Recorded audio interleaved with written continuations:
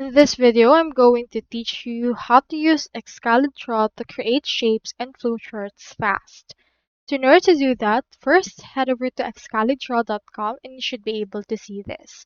So for example, right here, you can actually open a tab, and as you can see, all your data is saved locally on your browser. You first need to head over and choose a tool right here in order to start drawing. So as of right now, we're currently under the mouse option. So for example, let's create in here this, and then you should be able to see this right here. Now you can also add text for that by clicking onto this text option or clicking on T or 8 on your tab. So let's add it right here. So let's input right here cheese. As you can see, the font is actually just like a handwritten note.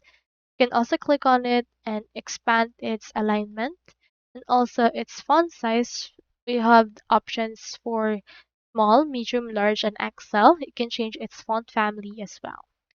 Now you can add some more things. So for example, let's add this right here. And let's add another text.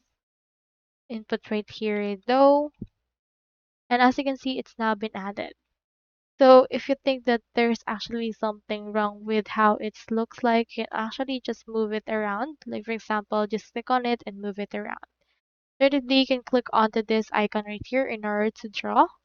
So as you can see, it helps me draw right here, and you can change its stroke width if you would want, just like that. So technically, it's actually quite handwritten through that way. You can add in here some things, and it will create a flowchart for you. And you can see in here everything in a glance as well. So if you want to export it, you can head over and click onto these three lines and export this image right there. So that's how you use Excalidraw. I hope this video helped you out.